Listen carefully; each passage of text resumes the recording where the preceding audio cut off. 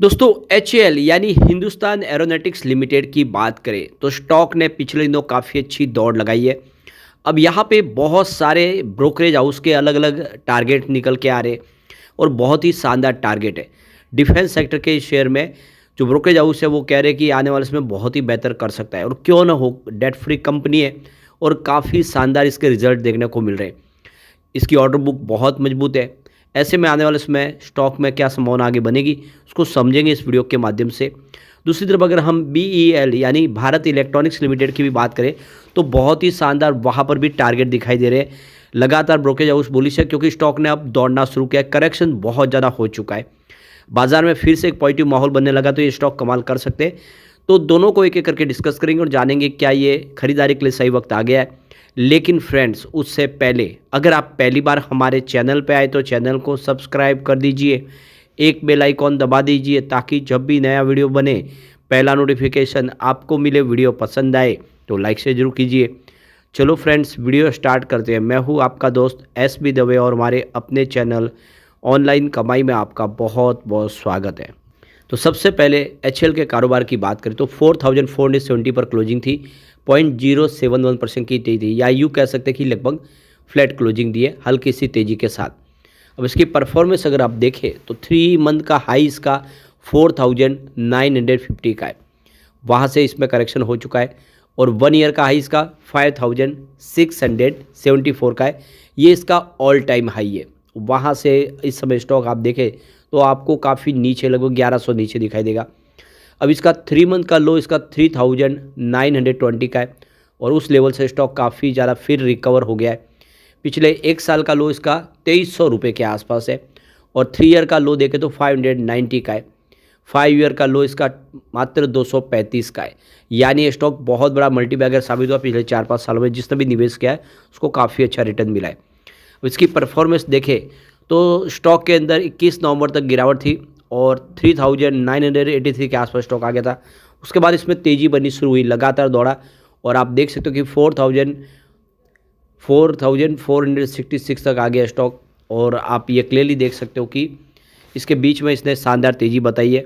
लगभग 12% के आसपास की तेज़ी बनी है 4 ट्रेडिंग सेशन में। ज़बरदस्त दौड़, इतने हैवीवेट शेयर में इतनी बड़ी तेज़ी बनना बड़ी बात हो जाती है। स्टॉक ने काफ़ी अच्छी दौड़ लगाई है और अब इस तेज़ी के बाद आईसीआईसीआई डायरेक्ट बहुत ज़्यादा बुलिश है स्टॉक को लेकर और उनका कहना है कि कंपनी का बिजनेस मॉडल काफ़ी अच्छा है।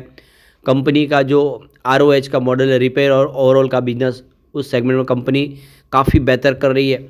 और कंपनी का जो रिवेन्यू ग्रोथ है उसमें देखें मेजॉरिटी तो 8 से 10% का ईयर ऑन बेसिस पे यहाँ पे ग्रोथ देखने को मिल रही है। कंपनी लगातार बहुत सारे नए प्रोजेक्ट में हाथ डाल रही है और आने वाले समय बेहतर उम्मीद की जा रही है। ऑर्डर बुक कंपनी की समय काफ़ी शानदार है।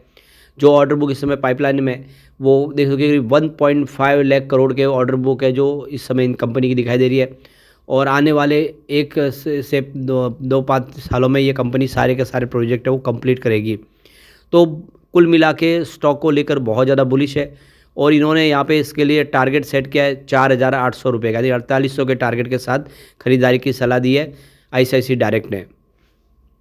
दूसरी तरफ देखें तो एलकेपी सिक्योरिटीज़ ने भी यहाँ पे बहुत ही शानदार टारगेट दिया। उन्होंने इसका 5100 रुपीज़ का टारगेट दिया है।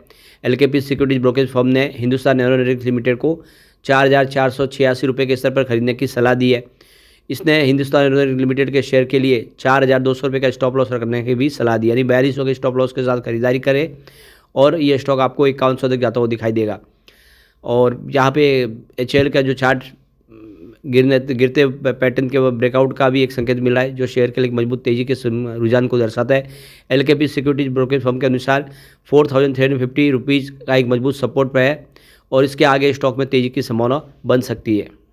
दूसरी तरफ देखें तो ईटी नाउ संदेश पैनलिस्ट स्नेहा के अनुसार भी हिंदुस्तान एरोनॉटिक्स लिमिटेड का स्टॉक काफ़ी अच्छा लग रहा है। शेयर में एक बेस फॉर्मेशन दिख रहा है। 3950 रुपीज़ से लेकर 4000 रुपये तक अच्छा बेस तैयार हो गया है। स्टॉक ने हाल में तेज़ी बताई है और यहाँ पे आने वाले समय एक अच्छी तेज़ी की संभावना बन सकती है। स्टॉक में अगर तेज़ी बरकरार रहती है तो फिर ये 4600 या फिर 4700 के लेवल को पार कर जाता है तो फिर ये 5100 के लेवल को भी पार कर सकता है और 5200 तक भी जा सकता है। यानी 4700 को पार करने के बाद 5200 की प्राइस देखने को मिल सकती है। तो काफ़ी ज़्यादा अच्छे टारगेट है। दूसरी तरफ तो जेपी मॉर्गन इस समय बीएल और एचएल को लेकर बुलिश है और उन्होंने इसमें बाय की रिकमेंडेशन की है। दोनों ही स्टॉक काफ़ी बेहतर लग रहे और जिस तरह से करेक्शन में से बाहर निकले आने वाले समय ये बेहतर करते हुए दिखाई दे सकते हैं। तो ग्लोबल ब्रोकेज हाउस का कहना है कि ये दोनों स्टॉक आपके पोर्टफोलियो में होने चाहिए। आने वाले समय ये आपको एक बहुत ही बेहतर रिटर्न दे सकता है। कंपनियों की ऑर्डर बुक बहुत मजबूत है, लगातार कंपनी के पास काम की कमी नहीं है और ऐसे में आने वाले समय ये बेहतर प्रदर्शन कर सकते हैं। सबसे बड़ी बात है कंपनी का रिजल्ट जो बहुत ही बेहतर रहा इस बार क्वार्टर वन के बाद क्वार्टर टू भी बहुत ही बेहतर रहा। तो देखिए क्वार्टर टू की बात करें तो रेवेन्यू 5.98 थाउजेंड करोड़ के आसपास, जहाँ पे 6.04% की ईयर ऑन बेसिस पे वृद्धि देखने को मिली। नेट इनकम 1.51 थाउजेंड करोड़ के आसपास रही, जहाँ पे 22.14% की ईयर ऑन बेसिस पे हमें बढ़त देखने को मिली। डायलूटेड ईपीएस 22.59 रहा, जहाँ पे 22.17% की ईयर ऑन बेसिस पे जंप देखने को मिली। और नेट प्रॉफिट मार्जिन 25.27% रहा, जहाँ पे 15.18% की ईयर ऑन बेसिस पे बढ़त देखने को मिली। तो कुल मिला के बहुत ही बेहतर और ज़बरदस्त रहा है रिजल्ट। ऐसे में हम कह सकते हैं कि आने वाले समय स्टॉक बेहतर कर सकता है। चलते हैं भारत इलेक्ट्रॉनिक्स की तरफ। 307 पर क्लोजिंग थी, 0.62% की यहाँ पे तेज़ी देखने को मिली। अब इसकी परफॉर्मेंस देखें तो 3 मंथ का हाई इसका 310 के आसपास है, 1 ईयर का हाई 340 और ये इसका ऑल टाइम हाई है। वहाँ से इसमें कुछ करेक्शन हो गया है। पिछले 3 महीनों का लो इसका 257 के आसपास है। 1 ईयर लो के लो की बात करें तो यह आपको 140 दिखाई देगा और 3 ईयर का लो इसका 62 रुपीज़ है और 5 ईयर का लो 18 रुपीज़ है। तो स्टॉक भी काफ़ी ज़बरदस्त मल्टीबैग रिटर्न दे चुका है। अब जिस तरह से एचएल दौड़ा वैसे बीएल ने भी शानदार प्रदर्शन किया। 22 नवंबर से ये भी स्टॉक दौड़ा और आप देखो कि 5 ट्रेडिंग सेशन में इसने बेहतर प्रदर्शन किया। जो स्टॉक यहाँ पे 275 के आसपास आ गया था वो फिर से 307-8 तक आ चुका है। यहाँ पर भी करीब 11% का इसने शानदार रिटर्न दिया है, काफ़ी बेहतर कर रहा है। अब यहाँ पे देख सकते हो कि बाजार के जो एक्सपर्ट है वो इस समय डिफेंस सेक्टर को लेकर बुलिश है। तो यहाँ पे डिफेंस सेक्टर को लेकर एक्सिस डायरेक्ट भी बहुत ज़्यादा बुलिश है।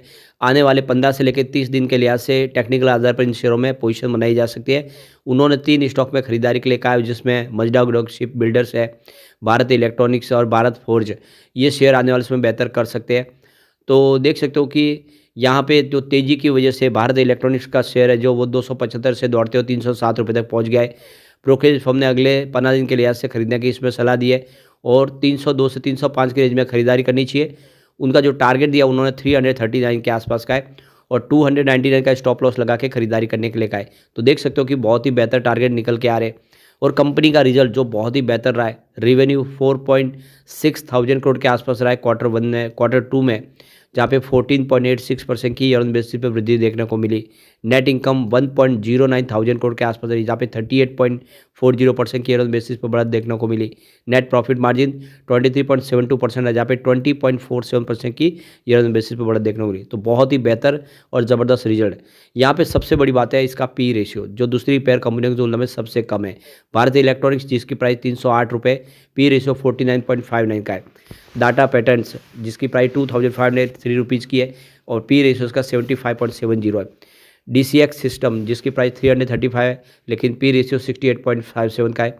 अपोलो माइक्रो सिस्टम जिसकी प्राइस 100 रुपीज़ है और उसका पी रेशियो 64.30। तो आप क्लियरली देख सकते हो कि पेयर कंपनी की तुलना में सबसे सस्ता स्टॉक है। ऐसे में आने वाले समय बेहतर कर सकता है। लॉन्ग टर्म इन्वेस्टर के लिए अच्छा मौका है कि इन्वेस्टमेंट के बारे में सोचिए। दोनों स्टॉक आने वाले समय बहुत ही बेहतर कर सकते हैं। लेकिन फ्रेंड्स, कोई भी इन्वेस्टमेंट करने से पहले अपने फाइनेंशियल एडवाइज से एडवाइस ले ले या अपना खुद का रिसर्च करें, क्योंकि मैंने वीडियो आपके एजुकेशनल पर्पज़ के लिए ही बनाया। वीडियो पसंद आए तो लाइक शेयर जरूर कीजिए और चैनल को सब्सक्राइब कर दीजिए। Thank you friends.